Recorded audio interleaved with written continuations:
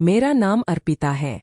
आज मैं आपको अपनी जिंदगी का एक ऐसा किस्सा सुनाने जा रही हूँ जिसे सुनकर आपके रोंगटे खड़े हो जाएंगे। मेरे माता पिता का देहांत हो चुका था। मैं बहुत सीधी सादी लड़की थी। हमारे घर में हम 3 बहनें और 1 भाई थे। हमारे सारे खर्चे भैया उठाया करते थे। हालांकि उनकी शादी हो चुकी थी।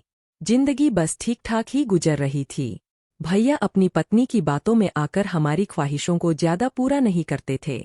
मुझे बाजार की चटपटी मसालेदार चीजों का बड़ा शौक था, लेकिन हमें घर की साधारण दाल सब्जी ही खाने को मिलती थी।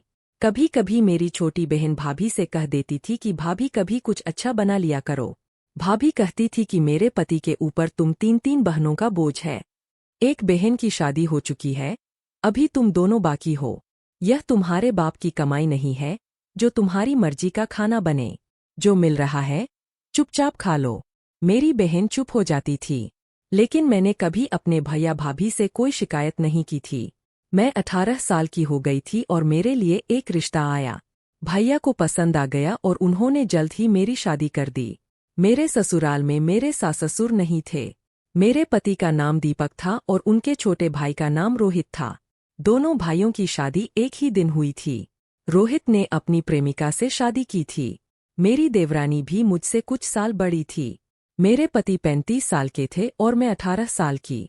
शादी के बाद हम एक साथ घर में आ गए।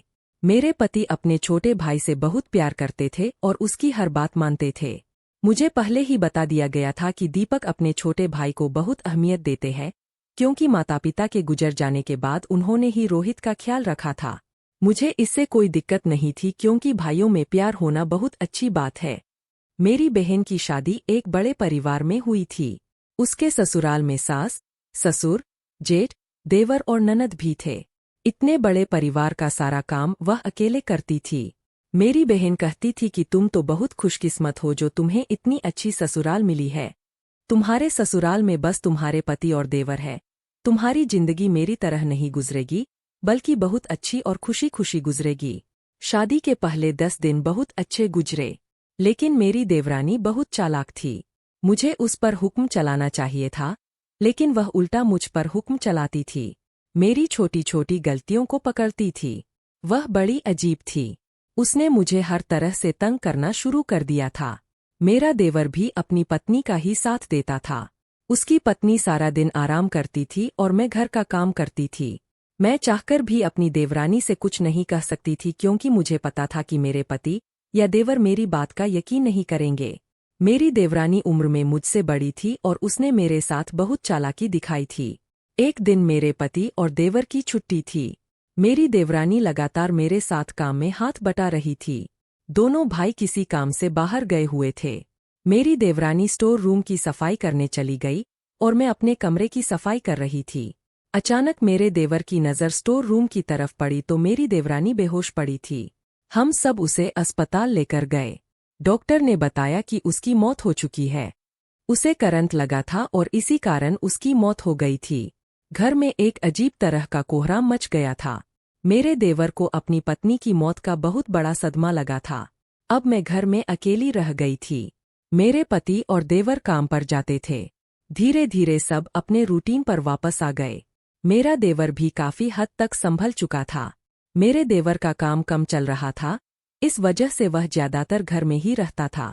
मुझे अकेले घर में डर लगता था, क्योंकि जब से मेरी शादी हुई थी मेरी देवरानी मेरे साथ रहती थी। अब जब से उसकी मौत हुई थी मुझे अकेला घर काट खाने को दौड़ता था। मेरा देवर काफी समय से अपने काम पर नहीं जा रहा था। कभी कभी किसी दिन 1-2 घंटे के लिए चला जाता था। एक दिन मैं किचन में खड़ी खाना बना रही थी। तभी मुझे अचानक ऐसा लगा जैसे मेरे पीछे कोई खड़ा है। जब मैंने पलट कर देखा तो वह मेरा देवर था। मैंने कहा, हाँ रोहित, बोलो, क्या चाहिए तुम्हें? कोई काम है तो बताओ। उसने मेरी तरफ जूस का गिलास बहाया और कहा, भाभी, आप कितनी देर से काम कर रही हो? मैं आपको देख रहा हूँ। मैं आपके लिए बाजार से मौसमी का जूस लेकर आया हूँ। जिस दिन से मेरी पत्नी मरी है सारे काम का बोझ आपके ऊपर आ गया है। मैं नहीं चाहता कि इस घर के काम करते करते आप भी इस दुनिया से चली जाओ। भाभी, आप अपना ख्याल रखा करो। आप तो अब और भी ज्यादा खूबसूरत होती जा रही हो। लेकिन आपकी खूबसूरती इस घर के कामों में दब गई है।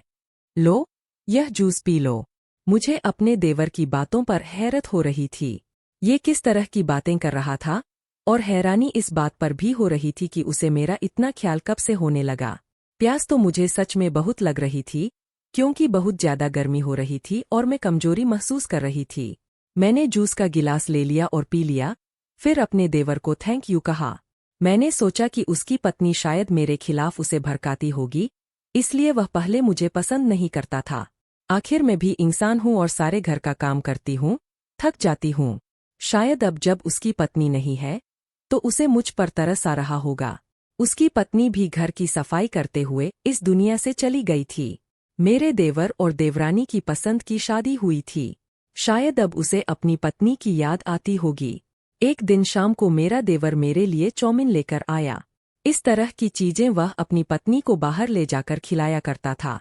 लेकिन मेरे पति मुझे कभी घर से बाहर इस तरह की चीजें खिलाने नहीं ले गए थे, नहीं कभी घर पर लाए थे।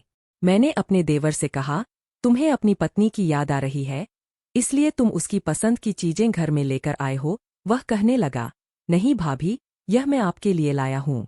आपने ऐसी चीजें नहीं खाई है ना, और इस बारे में भैया को बताने की जरूरत नहीं है। उनके आने से पहले ही आप चौमिन खत्म कर लेना, मैंने कहा। लेकिन अगर इस बारे में मेरे पति को पता चल गया तो? मेरे देवर ने कहा, नहीं भाभी, उन्हें कैसे पता चलेगा। आप जल्दी से चौमिन खत्म करके इसका पैकेट डस्टबिन में डाल देना। वैसे भी भैया को आपका कोई ख्याल नहीं है। यह बात तो सही थी, मेरे पति को मेरा कोई ख्याल नहीं था। मैंने मजे से चौमिन खाई और उसके बाद मुझे गहरी नींद आ गई। चौमिन बहुत टेस्टी थी। मैंने पहली बार खाई थी तो मुझे और भी ज्यादा पसंद आई। लेकिन जब मेरी आंख खुली तो मैंने खुद को अपने देवर के कमरे में पाया। जब सोकर उठकर देवर के कमरे से निकली, तो मेरे पति बाहर खड़े थे। उन्होंने मुझसे सवाल किया, तुम यहाँ क्या कर रही थी?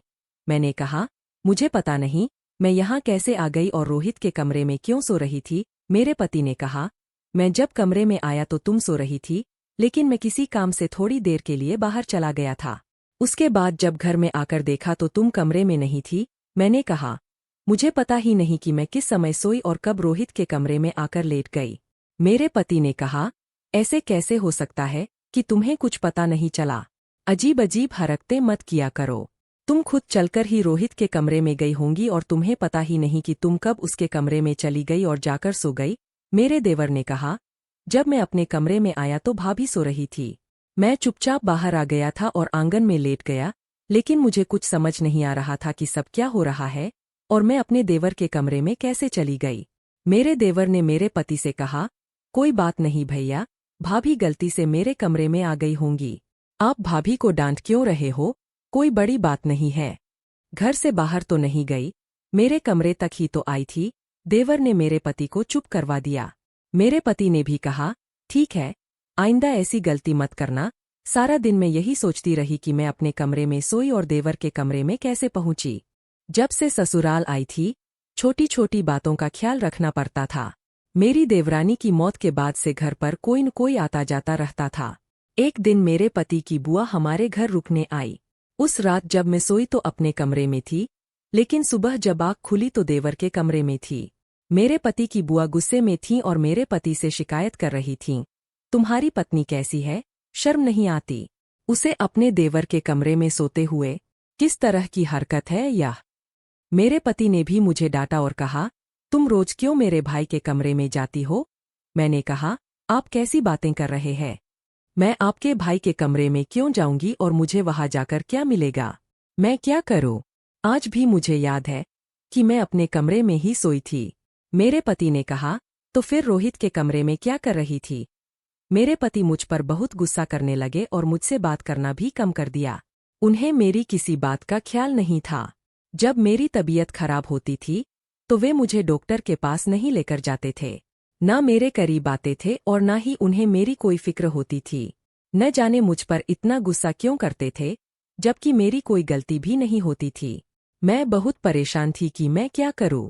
मेरे पति का व्यवहार मेरे साथ दिन ब दिन बदलता जा रहा था। वह छोटी छोटी बातों पर मुझसे डांटते और हमेशा झगड़ते रहते थे। मुझे रह रहकर अपनी किस्मत पर रोना आता था। शादी से पहले भैया भाभी के घर पर लोग रानियों की तरह रहते थे और भाभी के ताने सुनते थे। शादी के बाद पहले तो देवरानी तंग करती थी।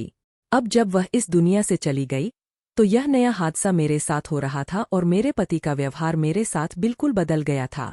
मेरे पति के अंदर बिल्कुल भी रोमांस नहीं था, बल्कि वे हमेशा मुझे खा जाने वाली नजरों से घूरते रहते थे।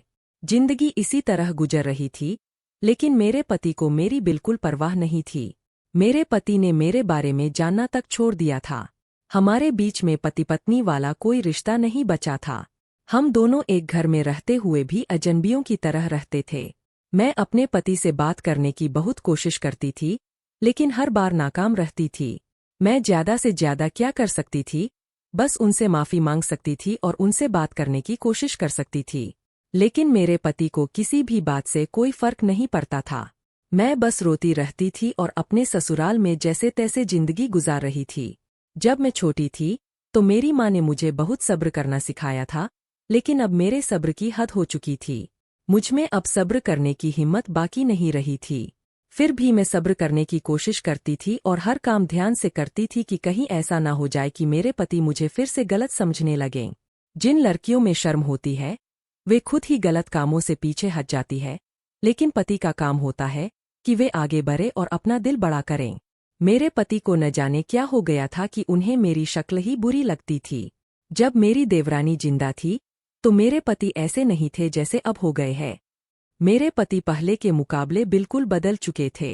पहले तो थोड़ा बहुत प्यार जता देते थे, लेकिन अब तो वह मुझसे बात करना तक भूल गए थे। कम से कम मेरे साथ बैठकर खाना खा लेते थे और मुझसे एक दो बातें कर लेते थे, लेकिन अब तो वह सब कुछ ही भूल गए थे। लेकिन मेरा देवर इन दिनों मेरा बहुत ख्याल रख रहा था। वह मेरा ख्याल रखता तो मुझे बहुत अच्छा लगता था। मेरे पति की बुआ के सामने भी मेरी खूब बेइज्जती हुई थी। वह भी मुझे बुरा भला कहकर चली गई थी। मेरा देवर रोज शाम को मेरे लिए कोई न कोई खाने पीने की चीज लेकर आता था। कभी चाउमीन, बर्गर तो कभी मोमोज लाता था। मुझे उसकी लाई हुई चीजें बहुत पसंद आती थीं। लेकिन मैंने एक बात नोटिस की थी कि जब भी मैं देवर की लाई हुई कोई भी चीज खाती हूँ तो मुझे बहुत ज्यादा नींद आती है और उसके बाद मैं अपने देवर के कमरे में मिलती हूँ। फिर वह आंगन में चारपाई पर सोता था। वह कहता था कि उसे खुले में सोना अच्छा लगता है और अंदर कमरे में गर्मी लगती है। मेरे पति ने कहा कि तुम रात को ही अपने कमरे को अंदर से लॉक कर लिया करो, लेकिन मेरे देवर ने कहा कि उसके कमरे का दरवाजा खराब हो गया है। फिर मेरे पति ने यह बात अपने दोस्तों को बताई तो उनके दोस्तों ने कहा कि तुम्हारी पत्नी को नींद में चलने की आदत है या फिर वह किसी दिमागी बीमारी का शिकार हो रही है, क्योंकि उसे याद नहीं रहता कि वह कहाँ सोती है। लेकिन यह बीमारी मुझे कब हो गई, मुझे तो कुछ पता ही नहीं चला। शादी से पहले अपनी छोटी बहन के साथ कमरे में सोती थी। उसने तो कभी मुझे मेरी इस हरकत के बारे में नहीं बताया। जब किसी इंसान को यह बीमारी होती है तो उसे पता नहीं चलता कि वह रात को सोते समय क्या कर रहा है। वह नींद में चलकर कहीं भी चला जाता है। अगर दिमाग की बीमारी होती है तो वह कुछ भी करता है, लेकिन उसे किसी बात की कोई खबर नहीं होती। मुझे तो पता ही नहीं चला कि यह बीमारी मुझे कब और कैसे हो गई। मेरे मायके में तो मुझे किसी ने नहीं बताया कि मुझे ऐसी भी कोई बीमारी है। अगर मुझे यह बीमारी थी तो मुझे पता क्यों नहीं चला कि मैं नींद में चलकर अपने देवर के कमरे तक चली जाती हूँ। शादी से पहले मैं अपनी छोटी बहन के साथ एक ही कमरे में सोती थी, लेकिन उसने तो मेरी इस परेशानी के बारे में कुछ नहीं बताया। मैं बहुत तंग आ गई थी और बहुत ज्यादा परेशान हो गई थी। आखिरकार यह सब मेरे साथ क्या हो रहा था?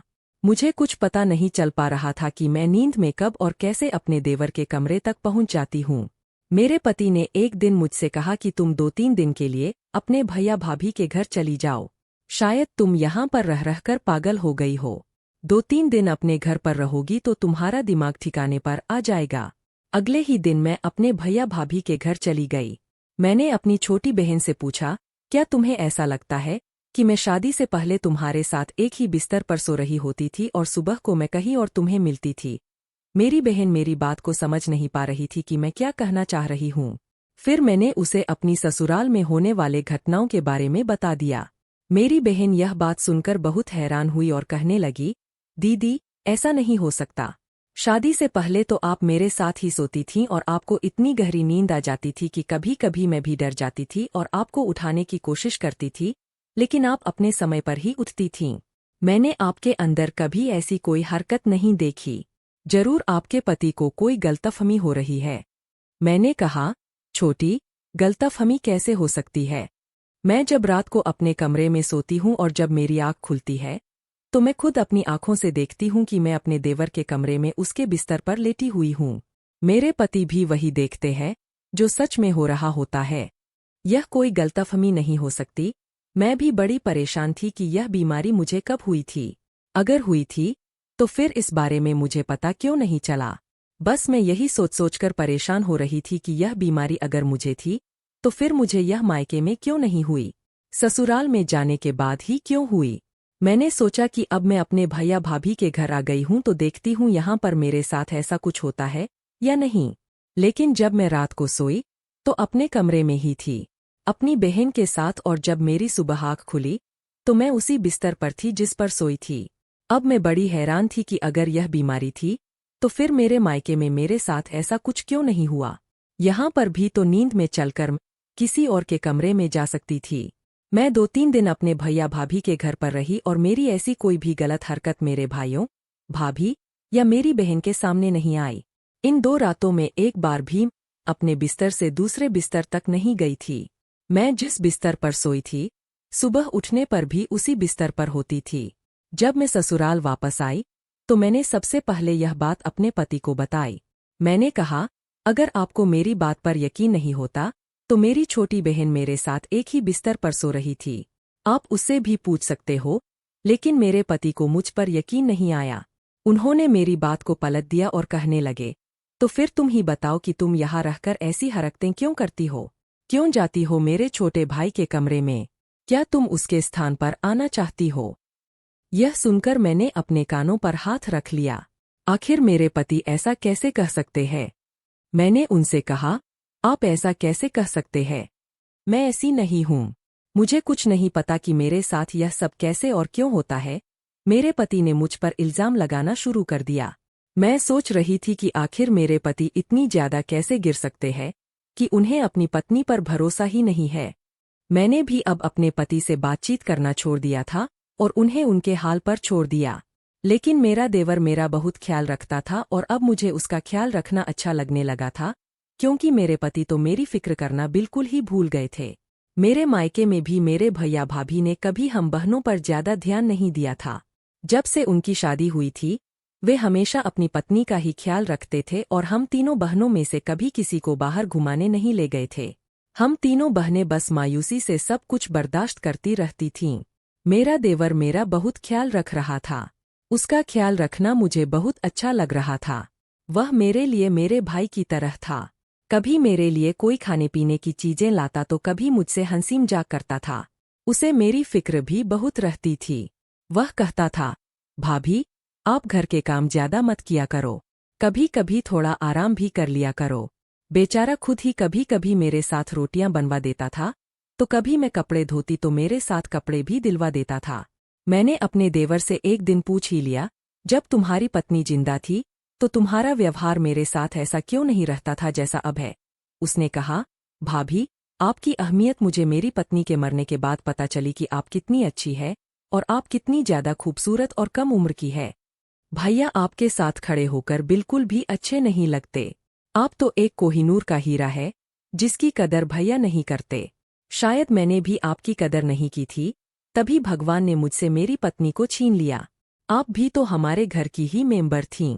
मुझे अब पछतावा होता है कि मुझे आपके साथ अच्छा व्यवहार करना चाहिए था। मेरी पत्नी कभी कभी मुझे आपके खिलाफ भड़काया करती थी और मैं उसके बहकावे में आ जाता था। शायद इसी वजह से मैंने आपकी कदर नहीं की थी और मैं हमेशा आपके साथ गुस्से से ही पेश आता था। मेरी पत्नी बताती थी कि आप घर का कोई काम नहीं करती है, सारा दिन मेरी पत्नी ही काम करती है। लेकिन उसकी मौत के बाद पता चला कि आप तो घर का बहुत ज्यादा काम करती है। बल्कि भैया को भी आपकी कदर करनी चाहिए। भैया आपको इस घर में पत्नी बनाकर लाए हैं, नौकरानी नहीं। भैया आपको अपने घर की नौकरानी समझते हैं और आपसे घर का सारा काम करवाते हैं। मुझे आप पर बहुत तरस आता है। मुझे हमेशा आपकी फिक्र लगी रहती है, क्योंकि आपकी खूबसूरती इस घर के कामों में छुप कर रह गई है। मुझे बड़ी खुशी होती है कि आप जैसी खूबसूरत लड़की हमारे घर की बहू बनी है, जबकि मेरी पत्नी आपके मुकाबले कुछ भी नहीं थी और वह आपके जितना टेस्टी खाना भी नहीं बनाती थी। आप बहुत अच्छी है, भाभी। शायद मेरी पत्नी भी आपके आगे कुछ नहीं थी।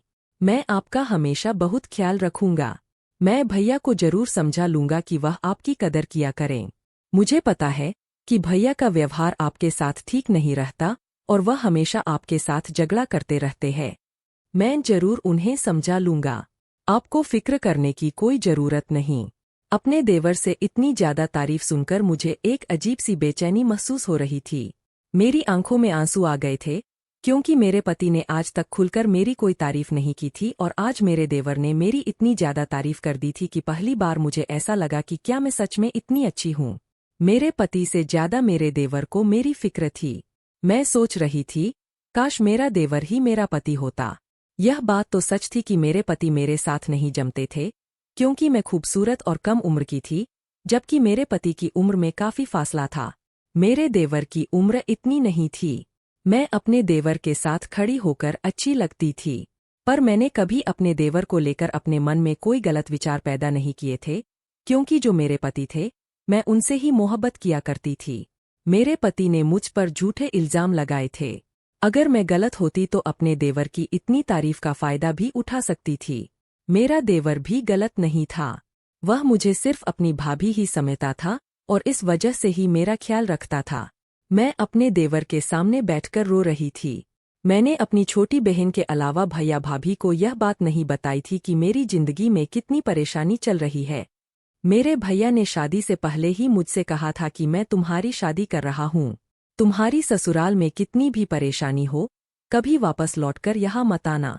अपने घर को बनाने की कोशिश करना।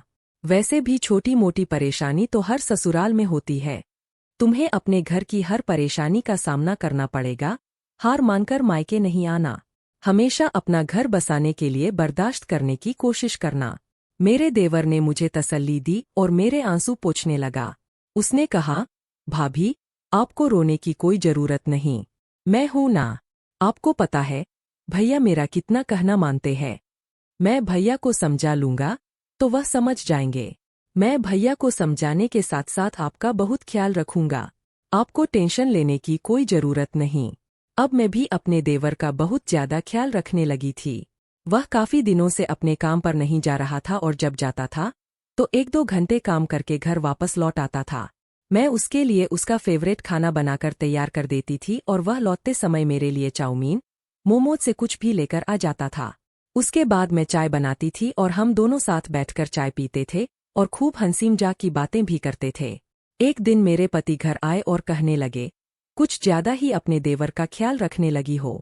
थोड़ा बहुत ख्याल अपने पति का भी रख लिया करो। मैंने कहा, आप किस तरह की घटिया बातें कर रहे हैं? मैं तो आपके भाई का हमेशा ही ख्याल रखती हूँ। आपको तो इस बात पर खुश होना चाहिए। मेरे पति ने कहा, ठीक है, लेकिन थोड़ा ख्याल मेरा भी रख लिया करो। तुम्हें मेरा बिल्कुल ख्याल नहीं है। धीरे धीरे दिन गुजरते चले जा रहे थे। मैं बहुत परेशान थी कि जो व्यवहार मेरे देवर का था, वह मेरे पति का होना चाहिए था। लेकिन मेरे पति तो मेरे साथ बिल्कुल भी अच्छा व्यवहार नहीं करते थे। एक दिन मैं सफाई कर रही थी और सफाई करते करते ही मैं बेहोश हो गई। जब मुझे होश आया तो मेरे करीब डॉक्टर बैठे हुए थे और मेरा चेकअप कर रहे थे। जैसे ही मैं होश में आई और आंखें खोलकर देखा तो डॉक्टर मुझे बधाई देने लगे और कहने लगे, कांग्रेचुलेशन, आप माँ बनने वाली है। मैं भी खुश हो गई, क्योंकि मेरे लिए यह बहुत खुशी की बात थी। मैं माँ बनने वाली थी। अभी मेरे पति घर पर नहीं थे, लेकिन मेरा देवर इस बात से बहुत खुश हो रहा था और खुशियां मना रहा था। वह मिठाई का डिब्बा लेकर आ गया था और डॉक्टर को अपने हाथ से खिलाने लगा। मैं सोचने लगी कि जब मेरे पति घर आएंगे तो मैं उनको यह खुशखबरी सुना दूंगी। वे भी सुनकर बहुत खुश हो जाएंगे। मेरे देवर ने कहा, भाभी, अब सब कुछ ठीक हो जाएगा। अगर भगवान ने आपको बेटा दिया तो भैया बहुत खुश हो जाएंगे, क्योंकि भैया को लड़के बहुत पसंद है। मैं अपने देवर की इस बात पर हल्के से मुस्कुरा दी थी। वैसे मैं यह खबर सुनने के बाद बहुत खुश थी। आज पड़ोस की औरतें भी मुझसे मिलने और बधाई देने के लिए घर पर आ गई थीं। हमारे घर में खुशी का माहौल छा गया था। सारे मोहल्ले में मिठाई बंटवाई गई थी। शाम के समय जब मेरे पति घर आए तो मोहल्ले के लोगों ने उन्हें बधाई दी। मेरे पति ने घर आकर कहा, आखिर किस बात की मिठाई बांटी जा रही है और किस बात की खुशियां मनाई जा रही है। मैंने अपने पति को बताया, आपके लिए बहुत अच्छी खबर है। मेरे पति कहने लगे, अच्छा, हमारे घर में कोई अच्छी खबर भी हो सकती है। तुम्हारे होते हुए मुझे तो कभी अच्छी खबर की कोई उम्मीद ही नहीं थी। मेरे देवर ने अपने भैया को गले से लगा लिया और कहा, भैया, आपको बहुत बहुत बधाई हो। आप पापा बनने वाले हैं। अब हमारे घर में खुशियां ही खुशियां आने वाली है। मुझे लगा कि यह बात सुनकर मेरा पति बहुत खुश होगा, लेकिन यह बात सुनकर तो मेरे पति खामोश हो गए और चुपचाप अपने कमरे में चले गए। यह सब देखकर मैं हैरान रह गई और अपने पति के पीछे पीछे कमरे में चली गई। मैंने कमरे के अंदर जाकर अपने पति से सवाल किया, आपको खुशी नहीं हुई? तो वे कहने लगे, अच्छा, मजाक कर रहे हो तुम लोग। मैंने कहा, आपके साथ कोई मजाक नहीं हो रहा, यह बात सच है। मेरे पति ने कहा, ऐसा नहीं हो सकता, ऐसी कोई बात नहीं है। मैंने कहा, अगर आपको यकीन नहीं होता तो आप डॉक्टर से पूछ सकते हैं। डॉक्टर ने खुद मेरा चेकअप करके यह खबर सुनाई है। मेरे पति ने कहा, तुम झूठ बोल रही हो। वे इस बात से मुकर रहे थे। मेरे पति को यकीन नहीं हो रहा था कि उनके बच्चे की मां बनने वाली हूं। उनके मूड खराब देखकर मेरी खुशी भी गम में बदल गई। मेरा देवर मेरे लिए बाजार से बर्गर लेकर आया, लेकिन मैंने वह बर्गर नहीं खाया और गुस्से में ही सो गई। मेरा पति घर से बाहर अपने दोस्तों के साथ चला गया था। आज मैंने अपने देवर का दिया हुआ बर्गर नहीं खाया था और उसे फ्रिज में रख दिया था। बाद में अपने कमरे में आकर सो गई। लेकिन आज जो मेरे साथ हुआ था, मैं उस पर बहुत हैरान थी। नींद में मुझे ऐसा महसूस हो रहा था कि कोई मुझे गोद में उठाने की कोशिश कर रहा है। मैंने महसूस किया कि मेरा देवर है और वह मुझे उठाकर अपने कमरे में ले गया। थोड़ी देर बाद मेरा पति भी कमरे में आकर बैठ गया था। उसने देखा कि मैं हमारे कमरे में नहीं थी, बल्कि अपने देवर के कमरे में थी। मैं जाग रही थी, लेकिन सोने की एक्टिंग कर रही थी ताकि मेरे देवर को शक न हो। मेरा देवर समझ रहा था कि मैं सो रही हूँ। जैसे ही उसने मुझे बेड पर लेटाया, उसने मेरे साथ गलत हरकतें करना शुरू कर दीं। मैंने जोर जोर से चिल्लाना शुरू कर दिया। मेरे चिल्लाने की आवाज़ सुनकर मेरा पति देवर के कमरे में दौड़ा चला आया। मेरा देवर मुझे चिल्लाता देखकर घबरा गया था और सच सामने आ गया। मैंने अपने पति को बताया कि आपका भाई मुझे गोद में उठाकर अपने कमरे में लाया और मेरे साथ गलत हरकतें कर रहा था। मेरे पति हैरानी से अपने भाई की तरफ देखने लगे। मैंने कहा, मैं समझ गई हूं कि तुम मेरे लिए चाउमीन, बर्गर, मोमोज क्यों लाते थे। इसमें नींद की दवाई मिली होती थी, जिसे मैं सो जाती थी। मेरे पति को यकीन नहीं हो रहा था। मैंने उन्हें वह बर्गर दिखाया और बताया कि आज मैंने इसे नहीं खाया, इसलिए आज मैं होश में थी। मेरे पति ने अपने देवर के मुंह पर थप्पड़ मारा तो उसने सारी सच्चाई उगल दी। उसने बताया कि वह भाभी को बाजार से चीजें लाकर देता था, जिसमें नींद की दवाई मिली होती थी। जब आप घर से बाहर जाते थे, तो मैं भाभी को गोद में उठाकर अपने कमरे में लाता था और गलत काम करता था। यह बच्चा भी मेरा ही है। उसने यह भी बताया कि वह अपने भाई को भी मेरे खिलाफ भड़काता था, इसलिए मेरे पति मुझसे हमेशा गुस्से में रहते थे और मेरी फिक्र नहीं करते थे। यह सब सुनकर मेरे पति के पैरों तले जमीन निकल गई। मेरे देवर ने बताया कि वह अपनी पत्नी की मौत के बाद मुझ पर फिदा हो गया था। वह अपनी हवस मिटाने के लिए मेरे साथ ऐसा करता था। मेरे पति ने उसे खूब मारा और घर से बाहर निकाल दिया। मेरे पति ने हाथ जोड़कर मुझसे माफी मांगी। उन्होंने उसे पुलिस के हवाले करना चाहा, लेकिन मैंने ऐसा नहीं होने दिया क्योंकि उसकी पूरी जिंदगी का सवाल था। उसे घर से बाहर निकालना ही काफी था। वह घर के अलावा कहीं और नहीं जा सकता था। उसके जाने के बाद हफ्ते भर में ही मेरा पैर फिसल गया और मेरा मिसकैरेज हो गया। मेरे पति को यह जानकर राहत मिली कि बच्चा उनका नहीं था। अब मेरे पति मुझसे बहुत प्यार करते हैं। इस हादसे को 4 साल गुजर चुके हैं और मैं अपने पति के साथ बहुत खुश हूँ। सबसे बड़ी खुशी की बात यह है कि मैं फिर से प्रेग्नेंट हूँ और इस बार यह बच्चा मेरे पति का ही है। मेरे पति अब मेरा बहुत ख्याल रखते हैं और मेरी बहुत फिक्र करते हैं। भगवान ने मेरी जिंदगी को बहुत खुशहाल बना दिया है। वे कहते हैं ना, भगवान के घर देर है पर अंधेर नहीं। यही सब कुछ मेरे साथ हुआ था। देर से ही सही, पर मुझे दुनिया की सारी खुशियां मिल गई है। दोस्तों, मुझे उम्मीद है कि आपको हमारी कहानी पसंद आई होगी। अगर कहानी पसंद आई है तो वीडियो को लाइक करें। अगर आप चैनल पर नए हैं तो चैनल को सब्सक्राइब करें और हाँ, नोटिफिकेशन बेल को जरूर दबाएं ताकि अगली अपडेट सबसे पहले आपको मिले।